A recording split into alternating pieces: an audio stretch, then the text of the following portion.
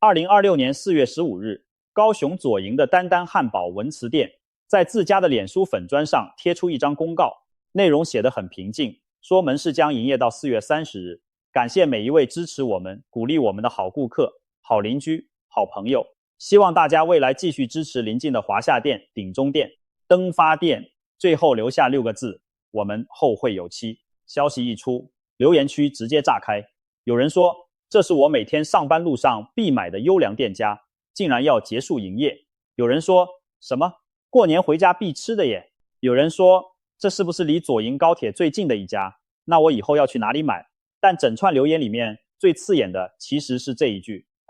生意不错呀，希望后续有人来接手。生意不错这4个字才是整件事情最诡异的地方，因为这不是第一间。往前推2025年8月，高雄小港的港和店熄灯，当时就有人在底下留言：我吃32年以上了，我从面线羹用保利龙碗的时代就开始吃了。也有人直接说晴天大霹雳的消息啊，陪我长大的丹丹汉堡再往前大社店也早就收了。再更早2023年7月31日，屏东市的广东店贴出结束营业公告，理由写得清清楚楚，租约到期，1年多的时间被封为素食南霸天的丹丹汉堡连续少了好几间店，而且每一次网友的反应都一模一样，不是这家生意不好吧，而是这家生意超好啊，怎么会关？于是网络上开始流传一种说法：丹丹要收了，丹丹撑不住了，老一辈做不动了，第2代不想接了，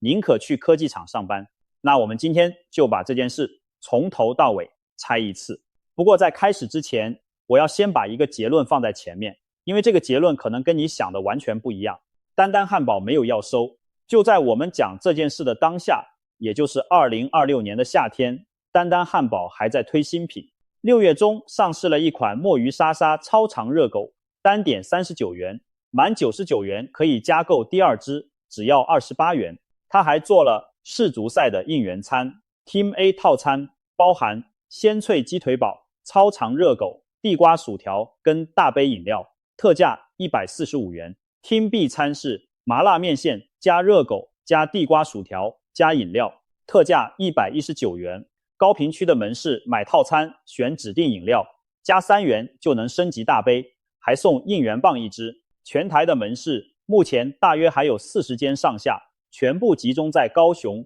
台南、屏东这3个县市，假日照样大排长龙，连不在市区的门市都要排。一间准备收摊的连锁店不会这样做生意。所以真正该问的问题从来就不是丹丹会不会倒，而是那个更难也更有意思的问题：为什么一间生意明明很好的店还是会关门？而当你顺着这个问题往下挖，你会挖到一个关于这座岛、关于南部这块土地、关于整整40年时间的答案。而这个答案的另外一半跟半导体有关。我们先回到1984年，那一年第一间麦当劳进入台湾市场，鸡块、薯条、汉堡的组合掀起一阵素食旋风。同一年，温蒂、汉堡、德州小骑士炸鸡、香鸡城也全部抢进台湾，准备瓜分这块全新的大饼。也是在同一年，在高雄市前金区，一对姓谢的夫妇开了第一间丹丹汉堡。这是一场非常不公平的比赛。麦当劳背后是全球最成熟的连锁体系，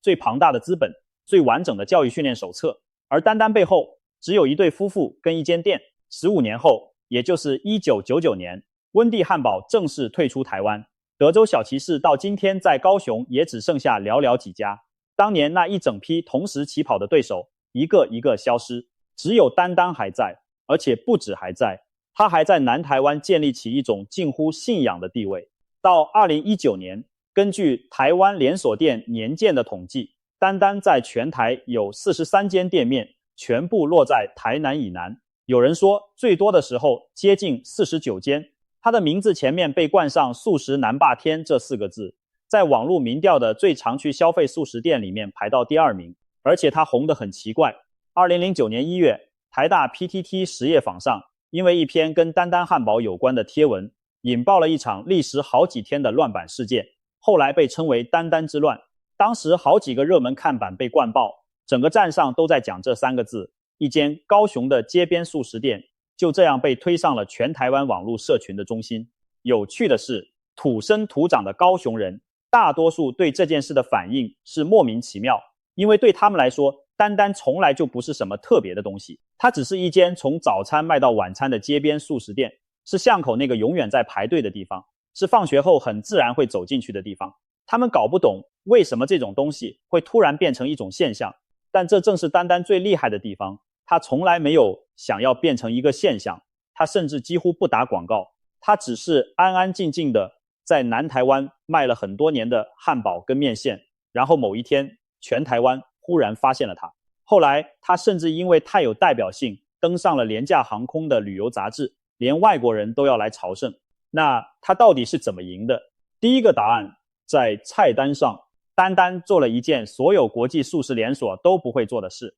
他在同一张菜单上同时卖鲜脆鸡腿堡、脆皮炸鸡这种标准西式素食，也卖赤肉面线、五谷瘦肉粥、香酥米糕、肉燥饭这种道道地地的台味。你可以点一份9号餐，一手拿着炸得像鳞片一样酥脆的鸡腿堡，另一手端着一碗带着南部特有微甜的面线，这在餐饮学理上是很奇怪的搭配，中式跟西式，汤品跟汉堡，甜味跟油炸，但它偏偏在南部行得通，而且行了40年。而且它还有一样东西，是全台湾只有它有卖的香酥米糕。它把传统的米糕做成柱状，下锅炸到外层酥脆，起锅之后淋上酱油膏，咬下去外面是酥的，里面是糯的，还带着花生的香气。这种东西你在麦当劳看不到，在肯德基看不到，在任何一间国际连锁素食店都看不到，因为没有任何一套全球化的菜单开发流程会生出一根炸米糕，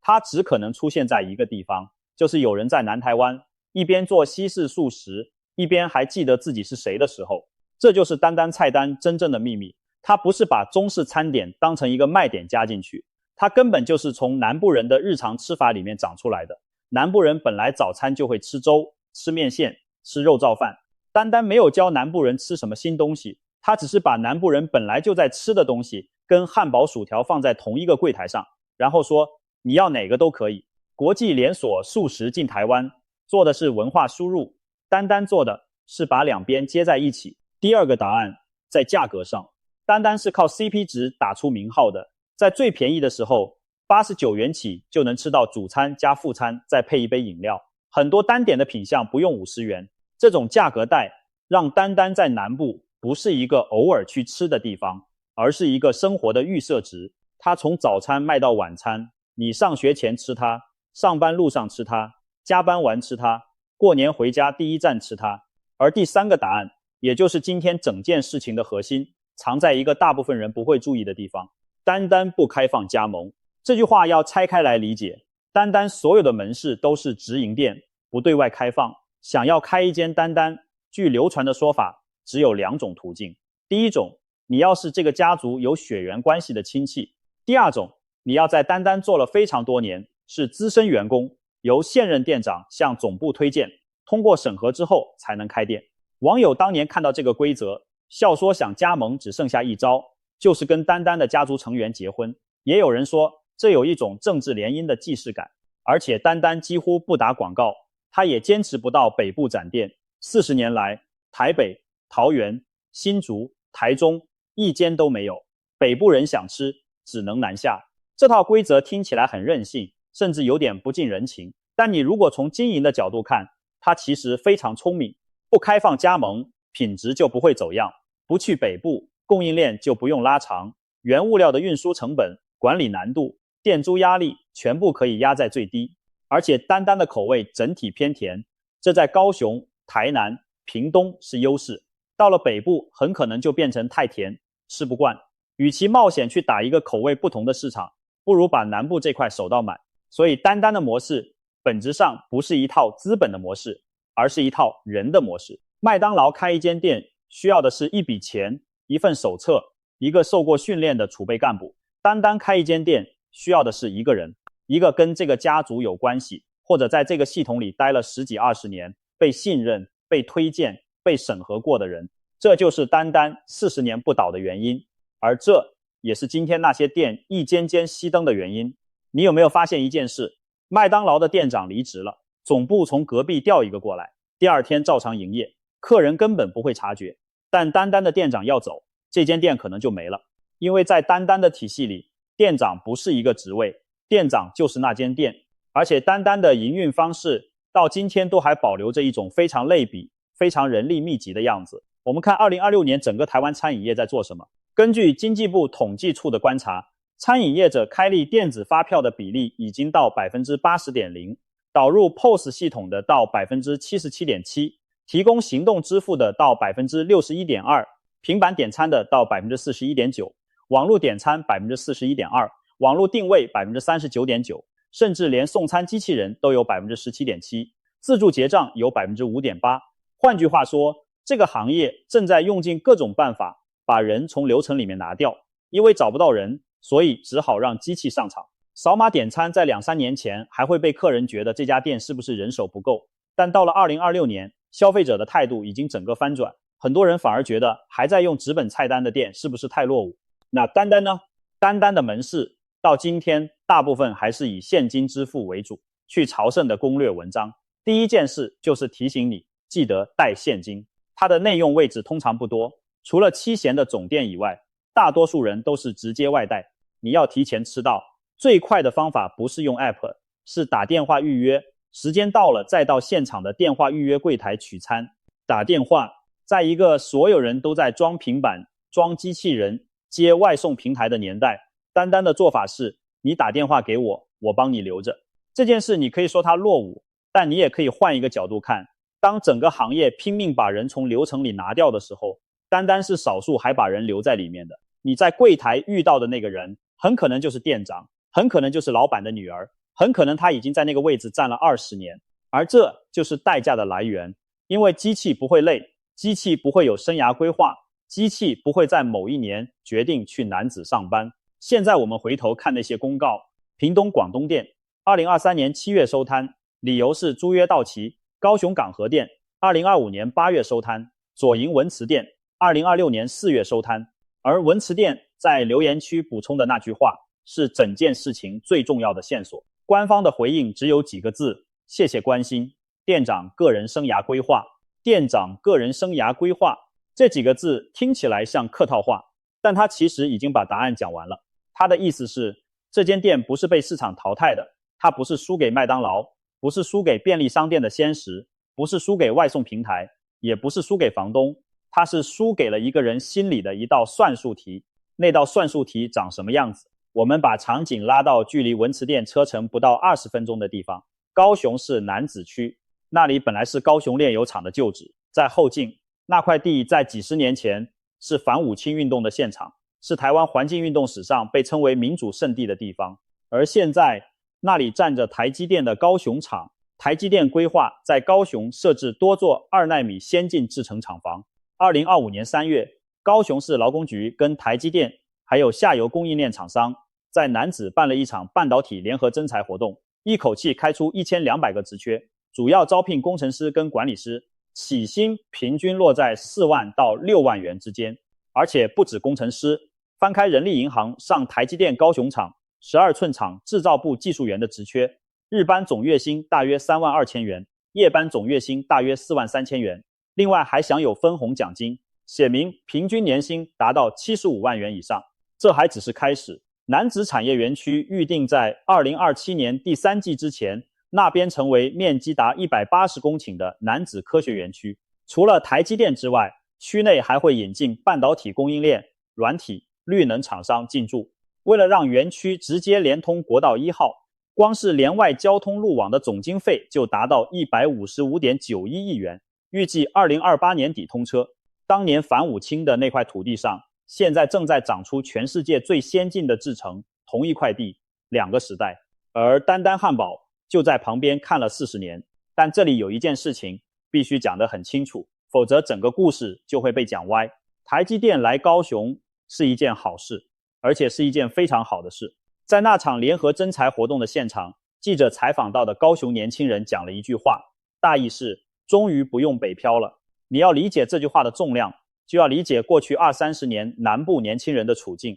毕业之后，如果你想进最好的产业，领最好的薪水，做最有前景的工作，你几乎只有一个选择，就是把行李收一收往北走。去新竹、去台北、去桃园，留在高雄意味着你放弃了很多东西。所以每一年过年，南部的丹丹门市外面才会排那么长的队，因为那些排队的人很多是从北部回来的。丹丹之所以会变成一种乡愁，正是因为有太多南部小孩必须离开南部。现在这件事情反过来了，工作自己走到家门口，年轻人不用再走了。这是南部等了几十年的东西，你不能一边为高雄的产业升级高兴，一边又怪年轻人不去炸鸡腿堡，这两件事情不能同时要。而丹丹门市的熄灯，就是这个好消息背面的那一行小字。现在我们把另外一边的数字摊开来，2026年台湾的基本工资是月薪28590元，时薪190元。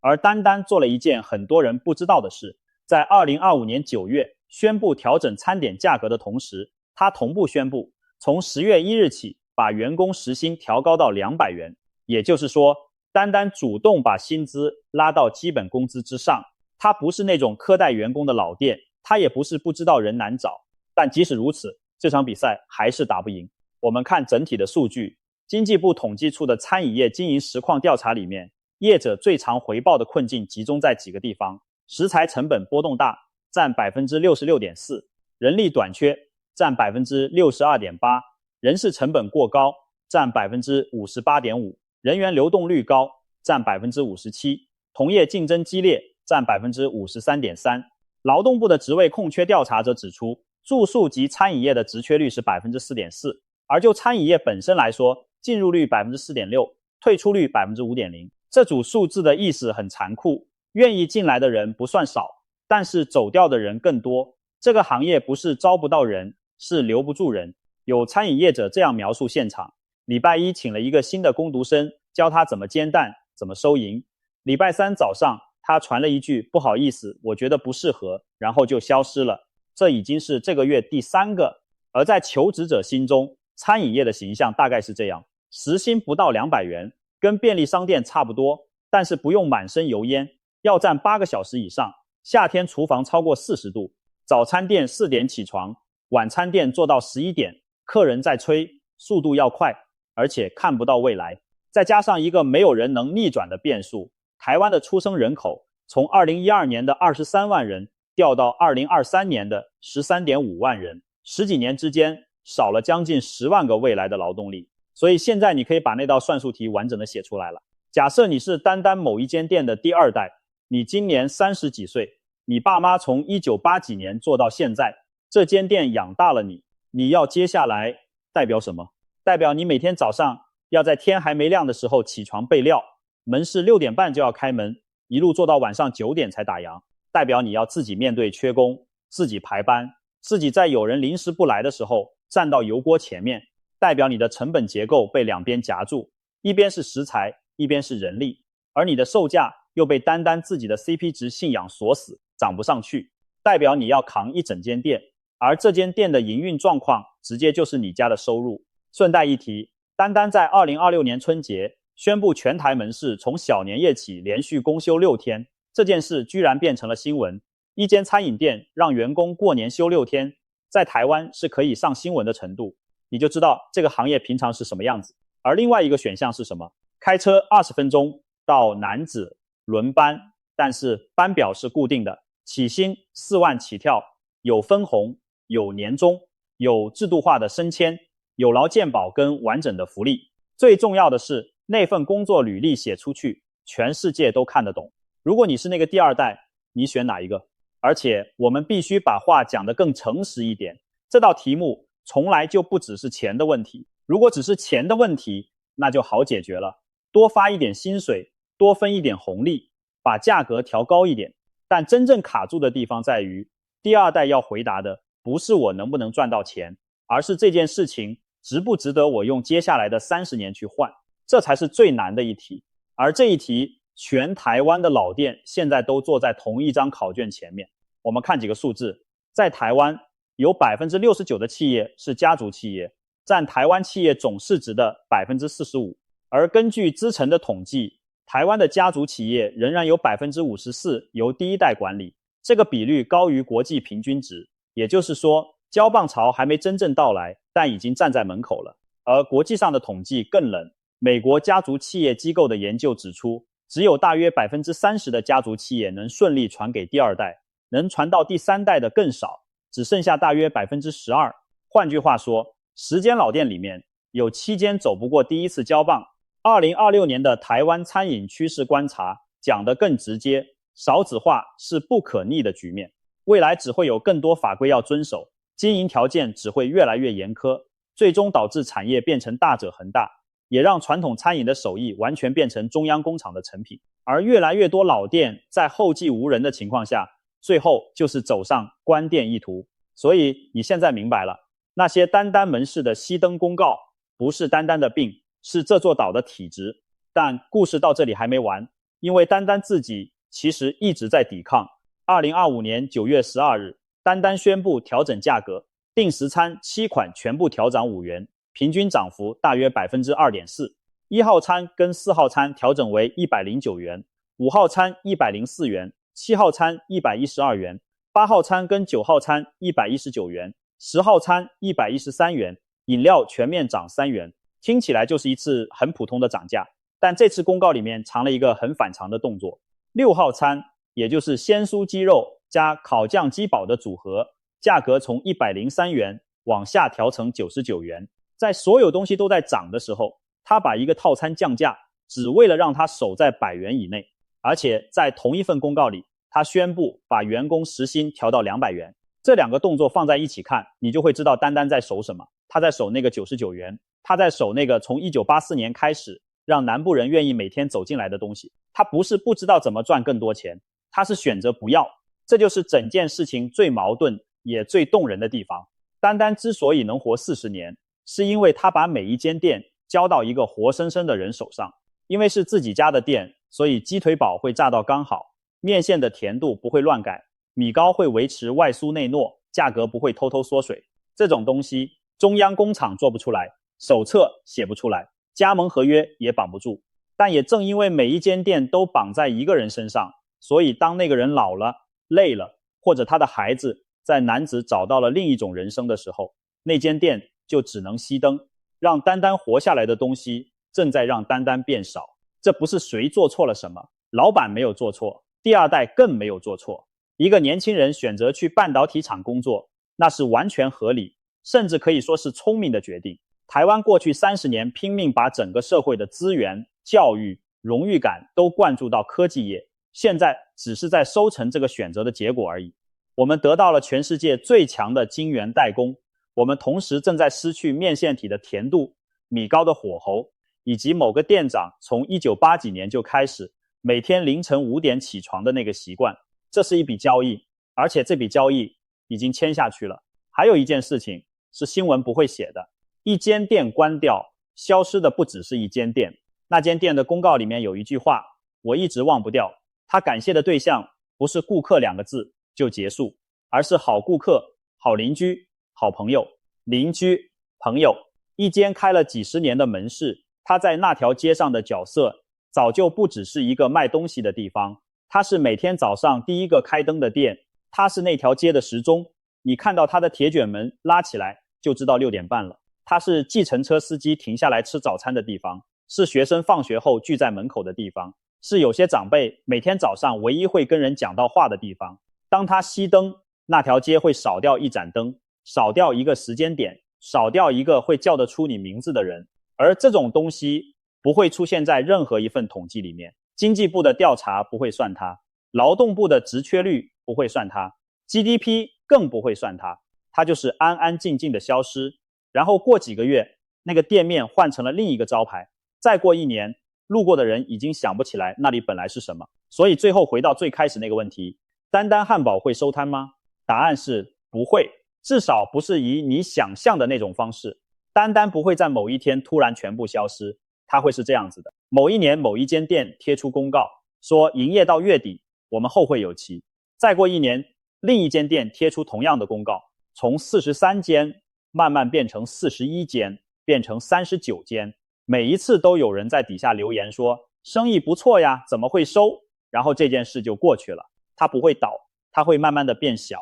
而那个过程长得像一个人慢慢变老。所以下一次当你在丹丹的柜台前面排队，准备点一份9号餐的时候，我希望你想一件事，你买的不只是一个鲜脆鸡腿堡加一碗赤肉面现流，你买的是在这座城市的某个角落，有一个人在今年年初的时候重新算了一次那道题，然后决定，好吧，那就再早起1年。而这件事情比任何一份财报都难。如果你也是从小吃到大的南部人，或者你家附近就有一间你很在意的老店，留言告诉我它的名字，我想知道在你的记忆里，那个味道是谁在手。